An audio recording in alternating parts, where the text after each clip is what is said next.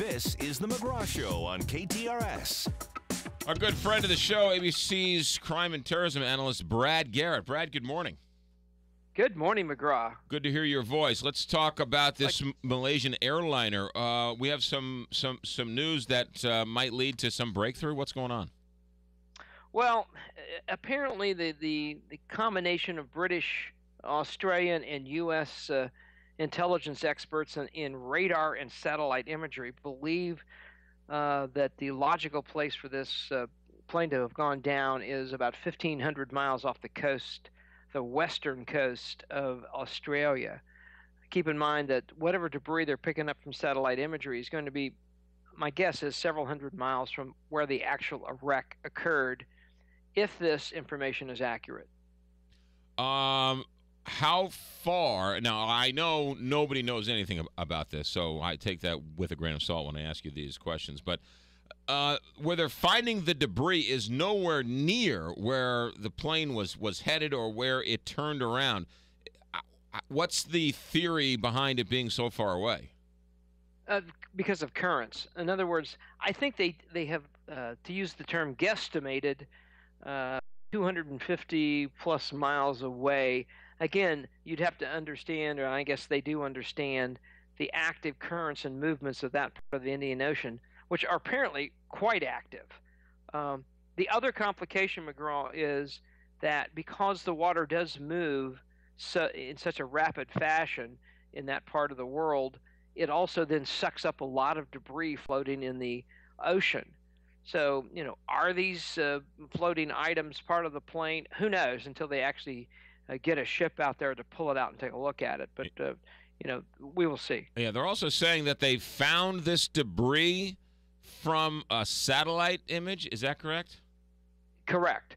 And I think it goes to, McGraw, when you get into the super secret spy planes that the Brits, the Australians, obviously we have, their ability to focus in on little items in the water is really fairly impressive. And I think one of the things they have to sort of dance with is how they release any information about imagery, because they can't, they don't want to compromise their own secure way of capturing these types of images. So, I would expect to see continued sort of delays maybe in the pictures that we get. Yeah, so they'll show us a picture and then they'll say, "Don't ask us how we got it."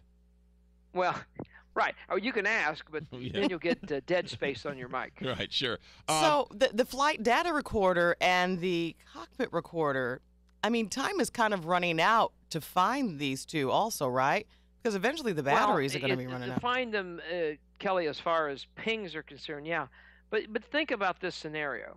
If the black boxes actually went down to the bottom of the ocean, the water is so deep there, the belief is the pressure is so great that they would have gotten destroyed. So who knows at this point? Clearly, the intelligence apparatuses of the three countries I mentioned, us included, believe they're picking up something there. And I don't know what something is, but I think there is a degree of optimism that they may at least be generally in the right spot. Is there a leading theory as to what happened?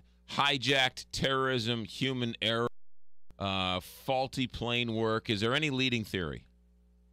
Well, McGraw, I guess it depends on what 24-hour news cycle you want to watch. But you think about, I look at all this stuff obviously from a behavioral standpoint. If you jacked the plane, if you hijacked it, then why do you fly it 7 hours? Why don't you land it, take credit for it, land it in some friendly country to you, make a big deal out of it?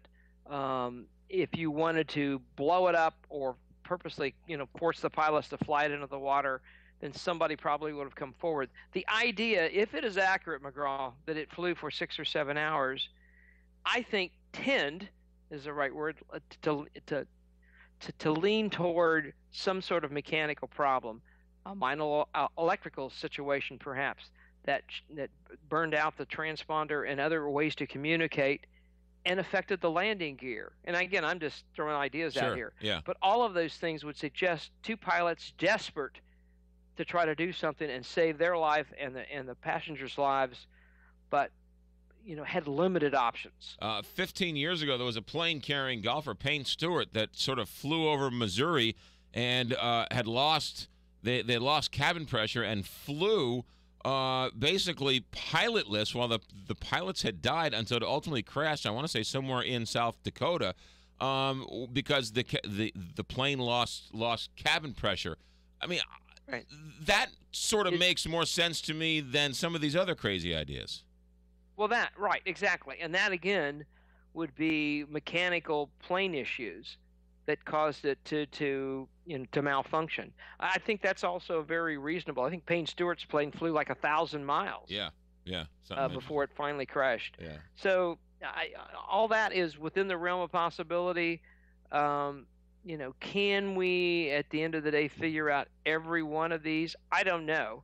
They're pretty good about reassembling these planes once they find them, but we shall see. That's ABC News' Brad Garrett, crime and terrorism analyst. Brad, good to hear your voice. Thanks for checking in. Take care, McGraw. 627 here, Big 550, KTR.